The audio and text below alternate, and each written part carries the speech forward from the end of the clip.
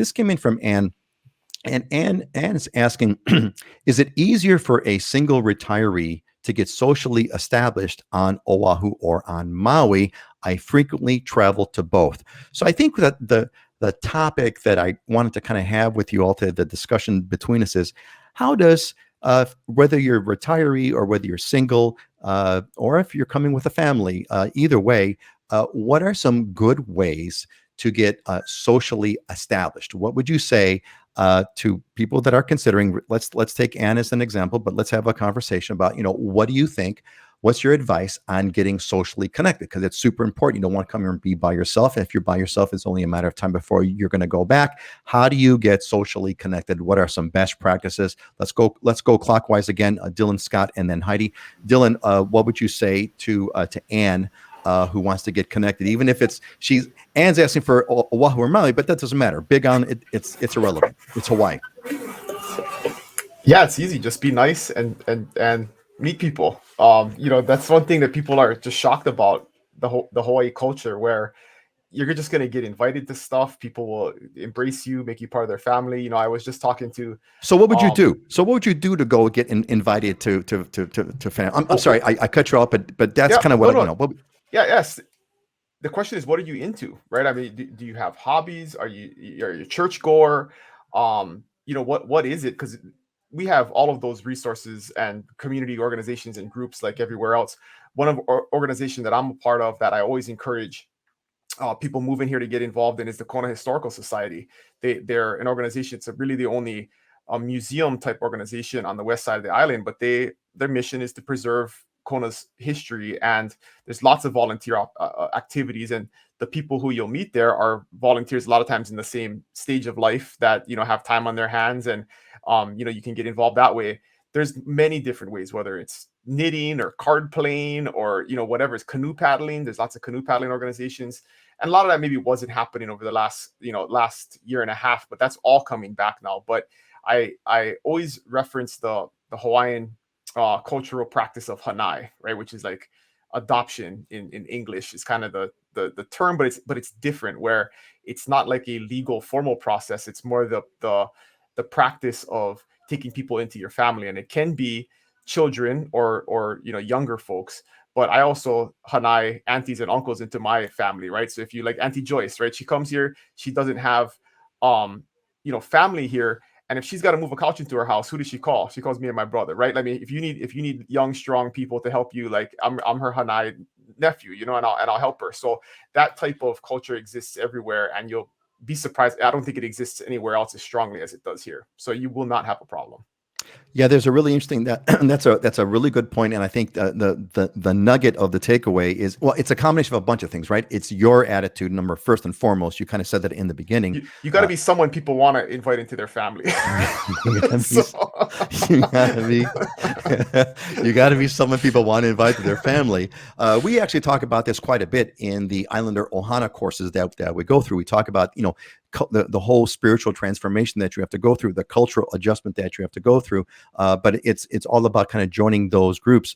And Kelly, who is a member of the Islander Ohana, talks about Facebook groups as well. There's all kinds of Facebook groups out there. That's a place to get started, to get that connection. But of course, you want to get to that face-to-face connection. By the way, Mary Jean says 54 degrees. Mary Jean, congrats to Kelly. She's under contract on her house on the east side. So all right, Kelly, under contract. Congratulations, Kelly. Now is that so, Kelly? Is that going to make you a tri-coastal? Because if you're a bi-coastal and you're buying in Kona, will you be a tri-coastal? That'd be kind of cool. So she's buying it. She's buying on the east side. East side. Yeah. Cool. Awesome. It's another coast. East side of Hawaii, west side of the United States. There you go. I guess that's bi-coastal, right? I guess that's bi-coastal. It depends what coast you're talking about, right? Excellent. Mary Jean says it's 54 degrees in Chicago. Mary Jean, in Chicago or Illinois, that's still like warm weather. People still walk around in shorts. They're washing their cars, with T-shirts on and everything in the 54. Come back, Mary Jean, in February. That's the one I want to talk to you about in February. Jason says, every time I've been to the islands, I've come back with additional friends. Some I still am connected with today. The Ohana is a great place to start. Jason is a member of the Islander Ohana, and that's kind of a bootstrap place, right? That's what that's one of the things that the Islander Ohana does. We've created an Ohana that that people share. Now, Dylan, I was going to ask you, Auntie Joyce here. Neighbors are also a great source for socializing. That's the most logical one, and it creates a better and safe neighborhood. And a good place to go. Dylan, I was going to ask you about your Auntie Joyce Hanaiing. I want to know who Hanai'd who. Did you Hanai Auntie Joyce first, or did Auntie Joyce Hanai you first? Because Auntie Joyce kind of refers to you almost as a nephew. But She probably did it first. she probably did it first. Always call the Nonakas. They've been our saviors. I keep telling them they're now stuck with us. So there you go. I had no choice. There you go. I had no choice. Awesome. So Jason, 55 and raining for days. Jason, you're northeast coast, if I'm not mistaken, right? Where are you at, Jason? Give us an update on your general location. And Mary Jean, yeah, stay with us until February at the very least. So Scott, what's your Ann did ask about Oahu. Is there anything kind of favorite group that you know about on Oahu, or how would you what would be some tips to get connected to on Oahu? Yeah, I mean, to go to the quick question about which is easier, Maui or Oahu, I'd say Oahu just in general, because it's a city, you're going to have more options at your fingertips. So the number of options are going to be probably a little more available on Oahu than they would be on the outer islands. But it comes down to what you're passionate about and getting connected into the community, getting involved in the things that you're passionate about. I mean, one of the biggest joys for people, and happiness is giving back to others. So volunteering is always a good one. I know when I moved over here to Oahu, I didn't know anybody. And one of my things was surfing. I met quite a few people from surfing. If you go out surfing, you go to the same surf spot every morning, or you can go to any surf spot, same times, basically, it'll be the same people out there. And I remember when I moved over here, on the Big Island, I could go out super early, right before dawn, and there'd be like 1-2 people in the water. So I thought I'd be cool and do that here on Oahu. And I went out to Waikiki right prior to sunrise, and there's probably like 100 people in the water, because they're all doing that before they go to work. And it's the same people. So it's whatever you're passionate about.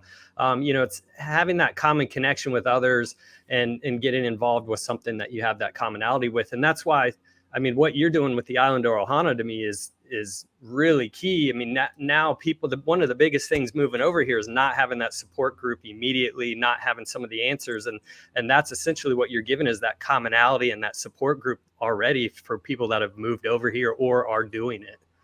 Yeah, it's really fun. I mean, we have these part of the going. We have a cohort that goes through every 2 weeks. We get together with an online video conference, and it's really been great. The exchange, everyone's kind of fun. You're making friends right off the bat.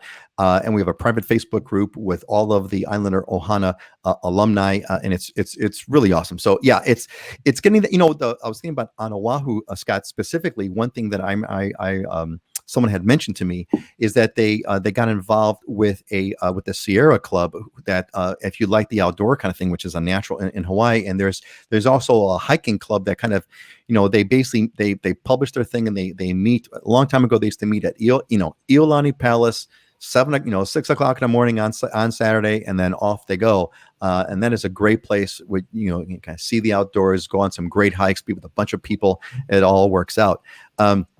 Hey gang, if you're tuning in, what ideas do you have? Share. What ideas do you have about getting together? How would you socialize? How do you go ahead and meet people? How would you get connected, even where you live? I'm sure the techniques are all pretty much I'm sure they're very, very similar. Hey, so here we got Kelly Kelly's got a shout out to Kelly. Shout out to Kelly Fuller. I'm assuming that's her agent, or the agent on the Big On. What a great experience! She's the best. Yeah, that's totally awesome. I'm Dylan. I'm sure that you can pass that on to Kelly Fuller, who I'm sure is going to really appreciate that. Excellent. Heidi, what's so Ann's question about Oahu or Maui socially established? What kind of details can you give Ann that what she should do to kind of get socially connected? Well, I think you can get socially connected on either island. I mean, Maui and Oahu are just very different. So it just depends where you want to live. I mean, I haven't spent a lot of time on Oahu, but when I go there, it feels more like a big city. There's definitely more people there.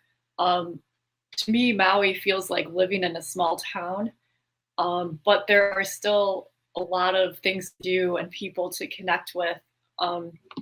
And as was said before, I mean, it depends what you're into. I mean, there's book clubs here.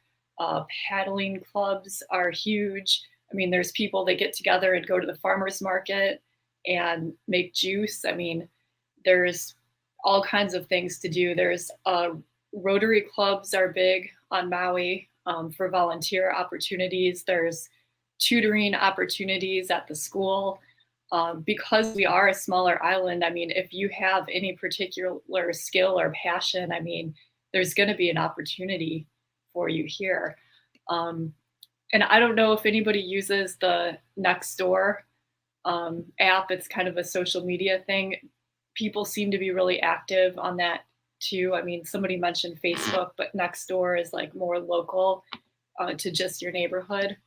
And a lot of people use that. I mean, I think if you just meet one or two people and go from there, I mean, it's really easy to meet people. Yeah, I think that's the thing. There's a variety of ways. I think you've got to set yourself up, like Dylan said, and be the kind of person that people want to invite. And that's really on you to be that kind of an individual. But getting involved in various groups. Nextdoor is I see a lot of activity. Nextdoor, you kind of have to be moved into an area, but certainly once you've moved into an area, getting the Nextdoor thing would definitely be a helpful piece for